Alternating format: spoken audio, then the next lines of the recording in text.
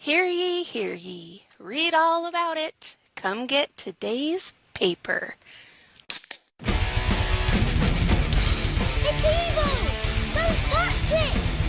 It's alive! I was with you. They're coming to get you. Blacked out of Grayskull. This is This Hello, Mr. Fancy Pants.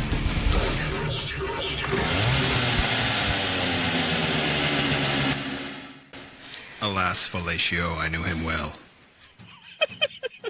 Or something like that. Hey guys, welcome back to Hello, Mr. Fancy Pants. It's just me and Lindy rocking it this week. Todd couldn't be here. The Spar man couldn't be here either. They both wanted to be, but you get what you get, bitches, and you don't throw a fit. Exactly. So here we are once again. It'll be a lot quieter this week. I promise no interruptions. Today's going to be a little wild. This may have been the second fastest episode I've ever written. So, Really? I've seen you write an episode in 5 minutes, so. yeah, that would be the first fastest. Okay. That's a great episode. Yeah, definitely. New slang for dummies. This episode is going to be super, super fun. So I have a book. A book. I have a whole library of true crime books, let's be real. But I have a true crime book that is headlines from the 1800s to 2010. Oh, wow. And it doesn't tell the stories, and I was going to do all of the 1800s, but it was time to go. So I had to finish writing the last one that I got. So I got through 1873, and if we do this again, I'll continue. Okay, sounds good. So I have, I think, six of the ones that I thought were the best for this. The headlines are a little wild, and the stories are a little strange, kind of like we do. Yeah, that's all we do. Yes. Weird and wild stuff. Weird wacky stuff. And wild stuff. Well, before we get into it, how was your week? It was good. It's month end, so it's been a little bit hectic, but Yeah. I'm here, so I guess not too hectic. I was going to say, I was really surprised that you said you wanted to go ahead and do this today because, yeah, usually this is the, no, I'm out weekend for you, so. Yeah, well, I mean, when Matt unexpectedly couldn't be here with his episode, I was like, Zach did last week's, and it's a holiday weekend, so he's going to be busy. Not only are his kids home, but, work, and I can do Same this. as you. I can do this. Yeah, but you always pull out the emergency stop, and I haven't recently, so it's definitely my turn to do this. Well, you didn't have to, but thank you. Yeah. Muchos gracias. Gracias? I haven't slept for a while as I chug my coffee. And I'm going to shake things up a little bit today because I realized in my podcast listening that in the end of our episodes, I listen all the way through because I know that there is stuff in the end and could potentially be bloopers at the end. Mm-hmm. And I want to know what you're putting in there because that's all a surprise to me at the end. But in other podcasts, I don't. Oh, really? Yeah. So, once they say, okay, we're going to wrap this up, I'm like, okay, done, skip to the end. So today I'm going to say, guys, please listen on Spotify. Come check out, watch the live video, see the Halloween sweaters, and rate, lovely, and by the way. review. Please, please, please. I have one request, Lindy. Okay. Today, let's try to keep the dumb fuckery to a minimum, alright? What do you think? Yeah, yes, let's definitely do that. Okay. So from 1800 to 1809, there weren't too many ACHA headlines, but this one struck me. So the headline was, German leaves a trail of death and sickness. German leaves a trail of death and sickness. That was the whole headline. And the story goes, Anna Schonleburn. Let's try that again. I think it's Schonleben. Schonleben? Yeah. Okay. supported herself by prostitution after her husband's death, as she had since his drunkenness reduced them to pedantry. Alas, at 49, her charms no longer attracted the high-class clientele to which she restricted her favors. Early this year, she changed trades and became housekeeper to a magistrate named Glasser in Pegnitz. Glasser was estranged from his wife, and Anna hoped to become his second spouse. To this end, she acted as a conciliator, welcoming Frau Glasser back to her flower-bedecked marital home. The happy reunion was short-lived. Within 4 weeks, Frau Glasser succumbed to mysterious burning pains and died. When matrimony did not ensue because Herr Glasser was not attracted to Anna, she promptly went to work for Herr Groman, a 38-year-old bachelor lawyer. She was sure the 11-year age difference need not prevent their marriage. So was he into MILFs? No. No. I had to ask. Yeah. She was deeply offended when her master told her he was going to marry someone else. He died suddenly on May 8th. Anna soon found employment in the house of another lawyer. Wait a minute. That's 2 dudes. The one wife and one guy. Okay. So far. Anna soon found employment in the house of another lawyer, Herr Gebhard. Frau Gebhard was expecting a baby, and Anna tended her all through the confinement. Yet not 7 days later, the mother died screaming that Anna had poisoned her. Herr Gebhard's Herr Gebhard's friends commented on the sudden deaths of others who had impended or refused matrimony when Anna was in their service, and Gebhard dismissed her instantly. She accepted this meekly, thoroughly cleaning the kitchen and refilling the salt box before she left. Which was full of arsenic, probably, right? She also gave the baby a biscuit. Oh. Half an hour later, the baby was vomiting. So, later that night were the servants. The salt box was contaminated with arsenic. Bingo. Anna was traced to Bayreuth and committed to jail, where the authorities are trying to wring a confession from her. Though her eyes sparkled and she gloated over a little cache of arsenic they found about her person, she insists that she is completely innocent of the poisonings, impregnance, and proceedings are at a standstill. What did we do before? That was just you and me. Nanny Doss. Nanny Doss. This sounds like Nanny Doss. A little bit. Yeah. This one, I really, really thought that you were going to get a kick out of. There are parts of it that are not funny, but the actual story itself kind of is. You'll get it. Okay. This one took place in 1817, and the headline is Defendant Challenges to Trial by Combat. Ooh. Not guilty, and I am ready to defend the same with my body, is a quote on top of the article by Abraham Thornton. And the story is, housemaid Mary Ashford and bricklayer Abraham Thornton left to dance at the 3 Tons Inn, Castle Bromwich. 3 ton in. They left together after midnight on May 26th. At about 4 a.m., Mary came cheerfully into her friend Hannah Cox's room to change out of her dance clothes before returning home. Hannah noticed blood on Mary's gown. The girl had commenced her monthly courses. This is actually in the article. At 6:30, Mary's body was found in a water-filled pit. Blood spots and footprints suggest that she had been chased by a man who assaulted her violently, probably raping her, and then chased her again to the pit where he drowned her. Abraham Thornton was fetched, and his boots fitted a preserved footprint exactly. At his trial, his counsel pointed out that the matching boot print was made before the time of the struggle. Nobody had confirmed that Abraham had chased the girl again and drowned her.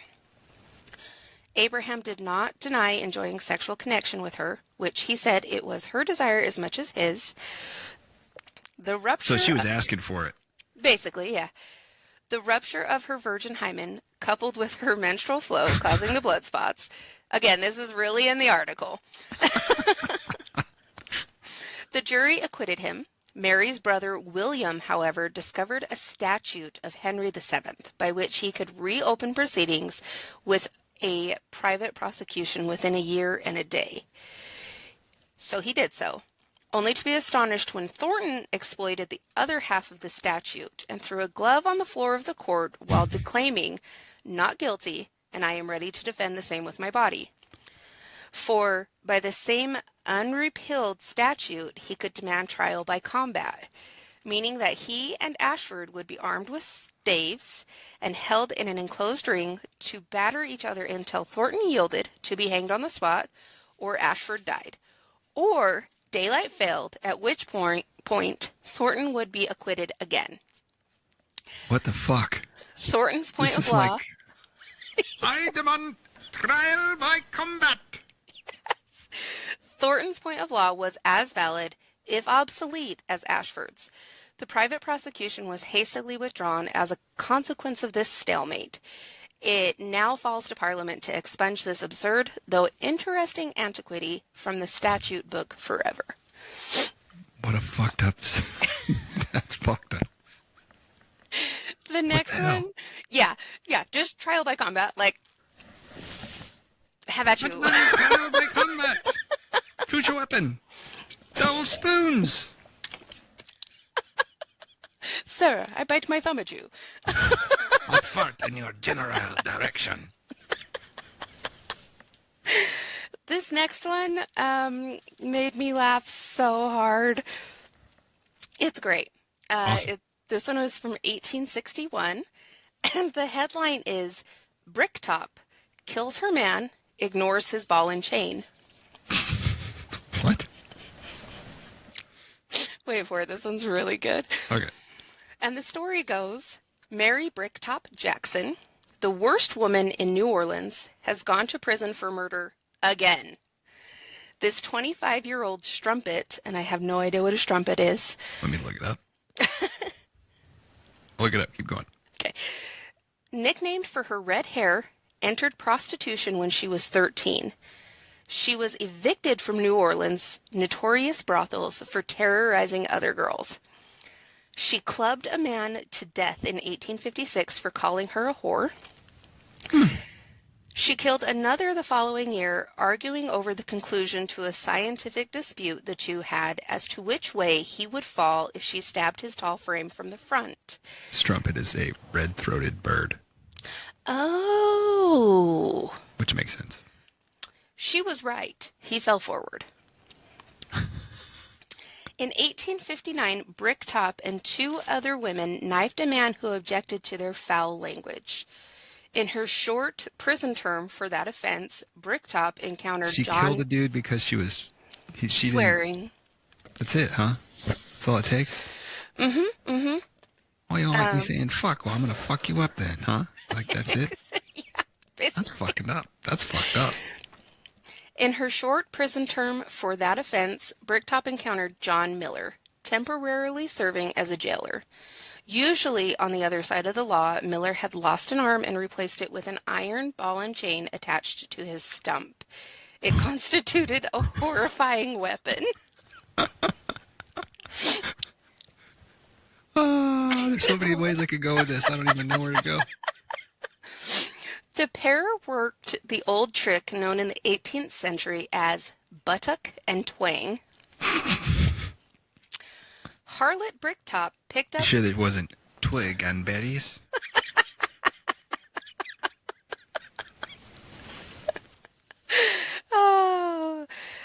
She picked up punters and took them to dark corners where Bully Boy Miller attacked them with his ball and chain as soon as their breeches were down.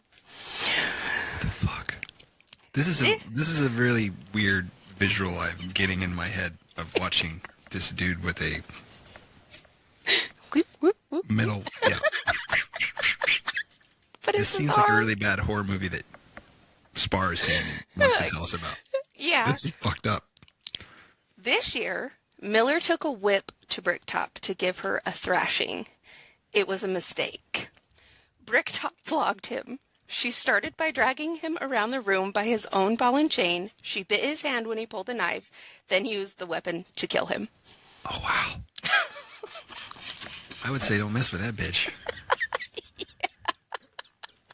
Baddest bitch in New Orleans, for sure, yeah. Yeah. No contest. She kind of definitely was a bad bee. This one I thought was super interesting, and when I get to the name, you'll see why I think it's super interesting. And it took a lot longer to write these than it did to read them. I have more, but Okay. in 1863, Southern Boy, the headline is Southern Boy Bandit Disguised as Brothel Beauty. Oh, my gentle Jesus. Okay, so Quantrill's Raiders, and I don't know if you guys know who those are or not, but it'll become evident in just a second. Okay. The livestock thieves who pass themselves off as Confederate guerrillas in the American Civil War have gained a new recruit. 17-year-old Jesse Dingus James. Dingus? Dingus. Who Robs the fuck names a kid Dingus? Come over here, Dingus.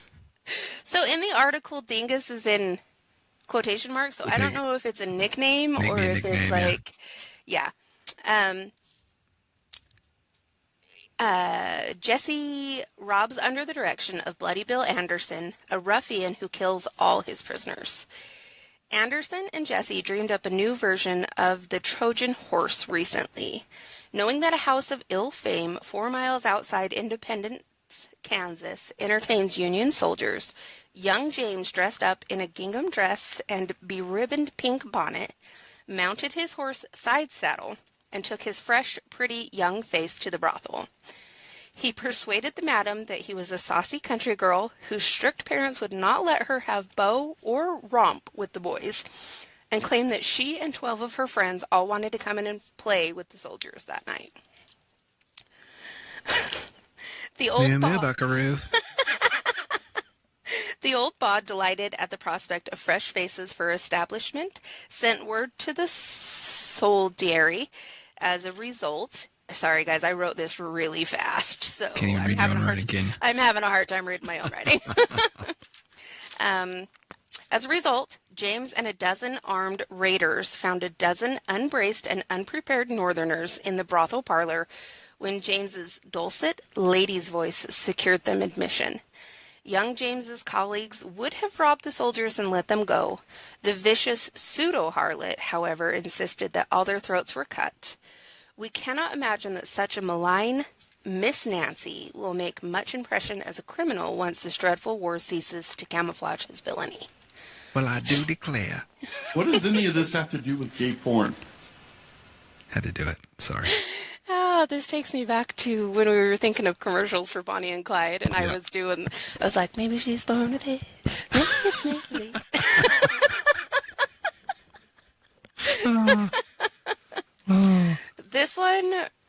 This one is not very long. It made me laugh so hard though, because I can just picture. You'll know when I get there.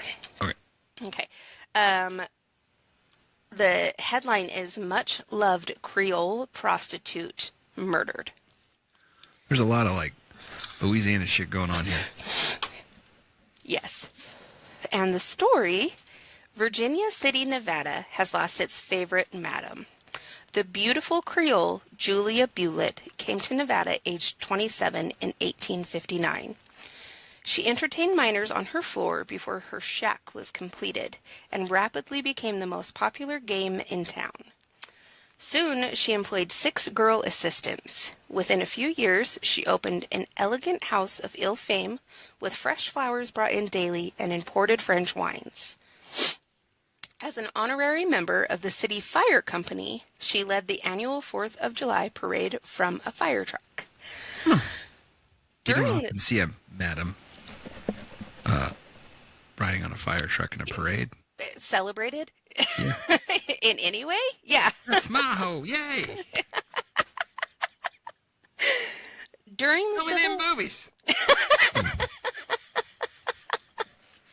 During the Civil War, she pawned her jewels for the soldiers' medical fund and turned her bagnio into a hospital. And a bagnio is just another name for a brothel. So I don't know why they didn't say that in the article, but I did look that one up because I was like, what the fuck is a bagnio? Julia is said to have charged $1,000 for one night's enjoyment of her personal favors. Whoa. This Yeah. was in 18 what? 1859. Well, I think it was 1863 at this point. Okay, hold on a second. I gotta look this up. And $1,000 then is going to be like probably $10,000 to $15,000 now a night. I gotta Google it. I'm sorry. Not No, that I you're trust okay. you. It's closer to $25,000. Wow. 25. It's $24,963.49. A night in today's money. Yeah, that's some high class poontang right there. Yeah. Mucho expenso. On January 20th, she was found strangled in her bed, with most of her valuables rifled. Furious inquiries by the heartbroken miners and civic dignitaries have so far failed to uncover the killer. Had they done so, he would without a doubt have been lynched on the spot. As it is, Miss Bullitt was given a splendid civic funeral and buried in a solid silver coffin. Whoa. They really loved this madam. Every business in Let's town... go dig her up, Lindy. Let's go dig her up just for the coffin. Actually, as I was writing this, I was thinking, I wonder if anybody ever dug up this coffin. I would have done it. Yeah. Yeah, seriously. I mean, I don't think that she was a big woman, but that's I still, don't think that's she gotta be charged 4 by the feet of pound. coffin. Yeah. I wouldn't think she was charging by the pound, but No, yeah. no. Yeah. Every business in town closed for the day. The metro... What? Yes. The Metropolitan Brass Band headed a procession in which hundreds of weeping men attended this much-loved lady to the cemetery under festoons of black bunting, while their wives shuddered disapproval from behind shutters. Oh, she was such a fine piece of ass. And when Julia was finally buried, the whole town marched home again to the rollicking happy strains of The Girl I Left Behind Me. Oh, and then Ed Gein came along and dug her up later. Sure, yeah. She Had he became a been in lampshade. Nevada? Yes, I'm so sure. Yeah, I know. Just, And I might actually have to go grab my book because this is only going to be a 20-minute episode if I don't. Oh, it's fine. 20 minutes is fine. 20 is fine. I have one more, and this one I chose to do last because I may actually do this whole story in more detail. This is just the very, very condensed teaser, basically, for this story. So, 1873. The headline is German Family Robbed, Raped, and Slew Wayfarers. Do you know who I'm talking about? No, Okay. I'm clueless. You'll know in just a second. Okay. The story is Johann Bender's lonely hotel on the prairie near Cherryville, Kansas, was just a shack. A crude canvas curtain down the middle divided the general store at the front from the sordid dining and bedroom at the back. Visitors ate seated on a long bench with their I backs remember this now. Yeah. to the curtain. If they were strangers on the trail west, Johann's lively young daughter, Kate, held them in conversation, which she suddenly punctuated with a cry of, "Now!" Exactly. This signaled 60-year-old Johann or his son to swing a sledgehammer against the curtain, cracking the traveler's skull. Then Frau Bender would join her revolting family in dragging the body into the tornado shelter under the building where it was stripped and robbed. 3 years ago, the Benders simply dumped their victims out on the prairies, but when the law prohibited leaving cattle carcasses unburied so that gathering of vultures became an uncommon sight, prudence dictated burials around the hotel. This year, former Army scout Colonel A.M. York came to Cherryville looking for his brother who had disappeared on the trail. Though the Germans disarmed his suspicions, they were unnerved and fled. Their disappearance was noticed, and the sinister Bender tornado shelter led the colonel's men to dig up the property. The missing Dr. York's body was found along with 9 others. Also the body of a beautiful little girl who had been raped by both Bender men before being tossed alive into her father's grave. So sorry, this is really in the article. The colonel's party rode in pursuit of the Hellbenders and claimed not to have found them. It is believed, however, that the finest scouts in the Southwest did catch this evil family and exacted immediate condign punishment, hiding the bodies successfully. I've heard this story before. Yeah, that would be a great full episode to listen to. There's 9 that they found, right? Yeah, They're 9 not that they sure. found. Yeah. And with that, they actually had 2 locations. So they were in Cherryville like when they believed that they had been killed, but they had migrated there from somewhere else where they had done this before. So, yeah, this could be a very in-length, full-depth episode because I believe that there's quite a bit of information on them. A lot of little Texas Chainsaw Massacre action going on there. Yeah. Yeah, because that's just the side from Kansas. That's not. I can't remember where they started, but obviously ended Virginia? in Kansas. West Virginia? It was somewhere. I mean, it was somewhere still on the prairie, but it was further. I want to say further west. Okay. So I can't remember. I'd been a have to long go. time. I was Yeah, gonna it's say, been a very long time since I've read when that story. Read that story. It's been 6 years. So. Yeah. But, well, cool beans. But that's all I have written down. So that was 1800 to 1873. And there's definitely more in the 1800s. Obviously, we have, H.H. Holmes. We have Jack the Ripper. We have... H.H. Holmes. we have... Both of those are heavy hitters that both need to be probably covered. At least, their own episodes. Yes. Oh, definitely. Jack the Ripper is going to be probably... I'm assuming I'm going to get bumped into a little bit there, so I'm thinking Jack the Ripper is going to be at least 3 episodes. H.H. Holmes, I think I can get done in 2, but Jack the Ripper, I think is going to end up taking 3. Because you're going to have to go into different conspiracy, like who it is, that's probably a whole episode right there. Yeah, just who it is could be a whole episode. There's thousands of theories. Yeah. Thousands. So, I can definitely do more of these. Like I said, I have a book of these headlines from 1800 to 2010. So I would enjoy it.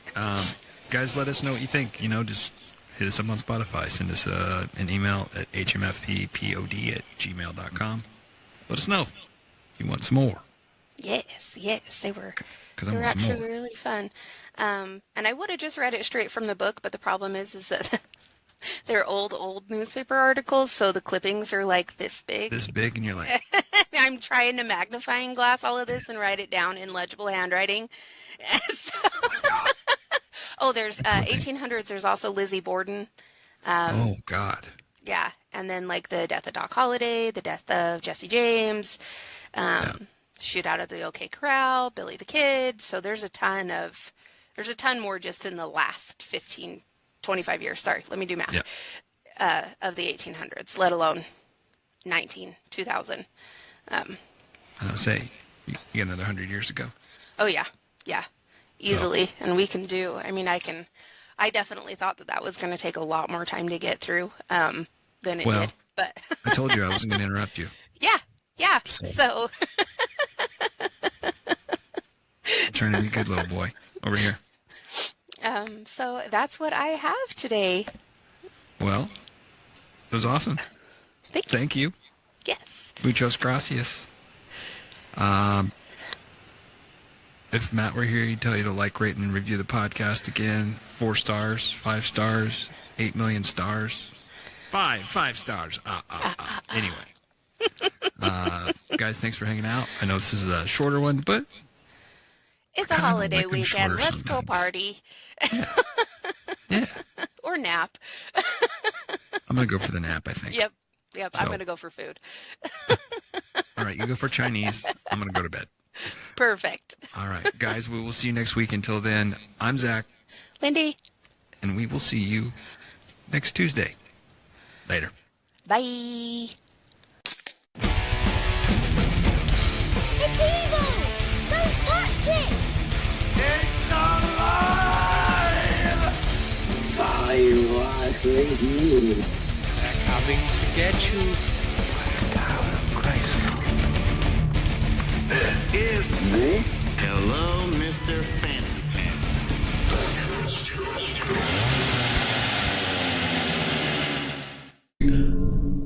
What's my line, Zach? What's my line?